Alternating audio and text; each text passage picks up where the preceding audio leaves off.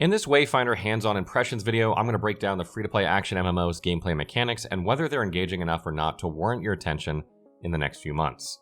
If you'd like to know what Wayfinder has to offer in terms of its characters and classes, combat, and other features, as well as how it compares to other MMOs, then this video is for you.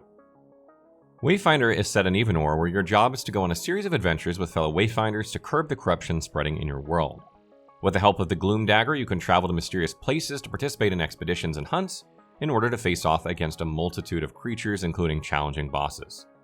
And in doing so, you'll be able to boost your character's overall performance, allowing you to gain access to more difficult encounters. Wayfinder is currently being developed by Airship Syndicate, the same creators of the more recent turn-based RPG known as Ruined King, and the action-adventure title Darksiders Genesis. In fact, you'll notice how similar the cel-shaded art style is among these three games almost immediately. Wayfinder is a third-person action game that features bright and colorful eye-catching visuals, whereas Darksiders Genesis is an isometric title, both of which feature fast-paced hack-and-slash combat. However, unlike these two titles, Wayfinder is free to play. Partnering up with Airship Syndicate is no other than Digital Extremes, who is known for their online game, Warframe. You may have heard of it. Although there's no glimpse of what the shop in Wayfinder is like in closed beta, I'm optimistic that a similar monetization scheme will apply here, giving players the option to acquire in-game currency through playing rather than outright buying it. More news will be released on this matter in May, when early access is released. At the start of the Wayfinder closed beta, there were 3 characters or classes that I got to choose from, and they are Wingrave, Silo, and Nis. A 4th character who goes by the name of Senja was also released for free at a later date, meaning that players didn't have to craft her. Out of all of these though, I mainly played as Wingrave, the support or paladin who has multiple abilities to heal allies. More often than not, these would deal significant damage while restoring the health of your character and nearby teammates. In order to acquire Silo and Nis, you had to pay a considerable amount of gold and acquire multiple memories which were obtained from farming boss fights. This in itself wasn't that grindy if you were lucky with RNG. At the time of this gameplay impressions video, however, I still didn't manage to obtain all the required memories to gain access to Silo and Nis, but I did witness how distinctly they perform in encounters. Additionally, unlike in Warframe and according to the developers, you can instantly acquire them without the need to wait for a considerable amount of time.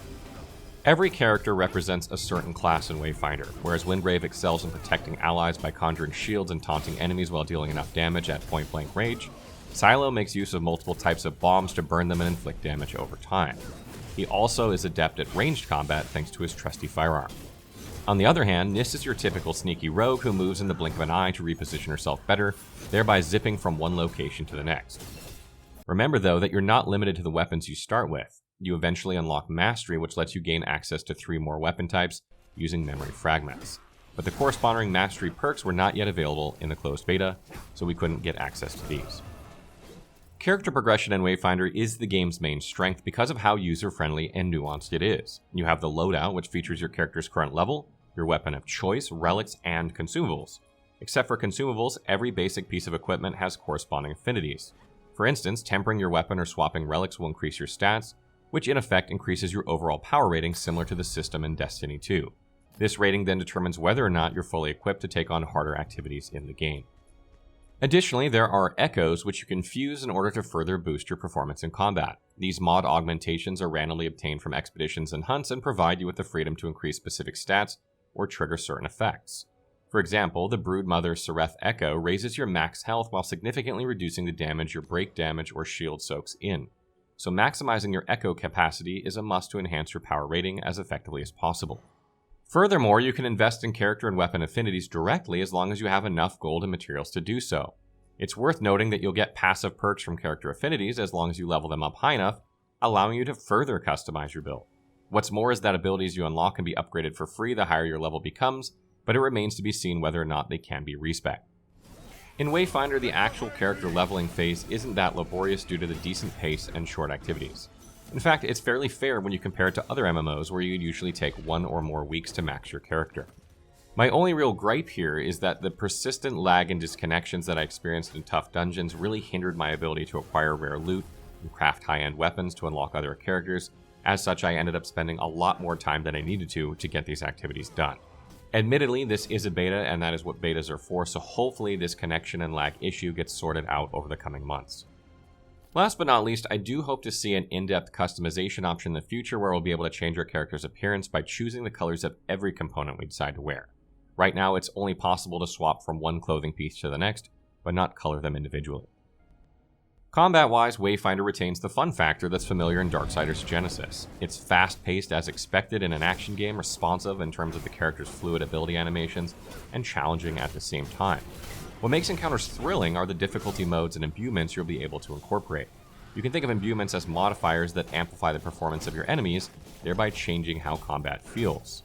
This becomes really helpful when you're testing out different abilities and weapons to improve your build. Furthermore, and similar to Destiny 2's Strikes, there is a matchmaking option in-game, and you can simply hop on and start an adventure right away with other players. But again, what happened frequently is I would get disconnected in the middle of combat, so the experience wasn't as good as I'd expected it to be. Next, you need to be mindful of your stamina reserves in combat because every move considerably consumes it. Stamina management is a tricky aspect of the game, especially when you're fighting a difficult boss, since this can mean life or death. I do wish that there were more combos available besides the abilities themselves because they are limited to only 2 types in the closed beta, namely light and heavy attacks, so we'll have to see how this goes in the future. Interestingly, depending on your activity, death is handled a bit differently. Expeditions or instance-based dungeons will still allow you to respawn in the nearest waypoint, but the number of reward energies corresponding to loot received decreases every time. For hunts or boss fights, though, if you aren't revived by your teammates, you simply have to wait there. You won't be able to spectate the match at all, so you need to decide whether to stay and hope that your allies will beat the enemy or abandon the encounter altogether. Exploration in the Wayfinder closed beta was bare since there were a lot of open spaces without much going on, unlike in Destiny 2, for example, where a number of random events would pop up, giving you the choice to participate or not. Although the locations are beautiful, they ended up looking and feeling similar due to the lack of activities and NPCs or creatures that would roam the world. And it doesn't help either that the quests aren't as interesting, since they often point you in a farther location and then immediately right after bring you back to where you initially came from. Only 2 main towns were available in the closed beta, specifically Skylight and Highland, so I'm not certain if others will be more interactive than what I've experienced now.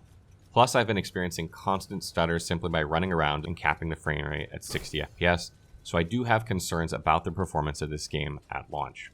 On top of this, the map orientation needs to be improved. The default is Style 1, which is static, so the circular map located on the upper right-hand corner of the screen doesn't move if you're already charting another course. If you pick Style 2, which is supposedly dynamic, the circular map moves accordingly, but so will your main map view, so you end up reading inverted words on the screen. As mentioned previously, only 2 activities were available in the closed beta, namely expeditions and hunts. Particularly, the expeditions don't seem to be randomly generated. Instead, each one has a select number of map layouts that rotate every time you begin a new adventure, so although there's a decent amount of loot in the end, the journey becomes strenuous due to the repetitive gameplay. According to Airship Syndicate's December post, players can also expect endless challenges, but no further details have been revealed about that. Hopefully, this corresponds to raid-like levels of difficulty that would take hours of coordination and practice to add exciting encounters to the game. Furthermore, although apartments aren't available yet, I'm looking forward to that implementation as housing is always a great aspect. Will it resemble the detailed customization of the Elder Scrolls Online? What other features will this have? There are just some questions that I'm hoping to get answers to in the coming months. Final thoughts. Wayfinder is shaping up to be a decent free-to-play MMO largely because of its character progression, class diversity, and exciting combat encounters, and that's to say nothing of its art style. However, it still needs to undergo several improvements before becoming ready for its full launch in the fall of this year. Despite these issues, however, I'm eager to see how much more the game has to offer this May. If you're considering jumping into an all-new action-packed MMO from the same makers of Darksiders Genesis, Ruined King, and Battle Chasers, then you should consider signing up for early access soon. We will, of course, keep you informed of how the game progresses over the coming months, and we are working on a Wayfinder wiki for the game, so make sure you bookmark that for the early access period if you plan on playing. But now I want to hear from you guys. What do you guys think of the art style of this game? I really like it. Is that something that interests you? What do you guys think of the gameplay from what you've seen so far? Do you like the action-based combat? Do you like that the game's free to play, knowing that Digital Extremes is sort of overseeing this game, and they've had a ton of success with their free-to-play model for Warframe? Does that make you excited or less excited? Let me know in the comments below.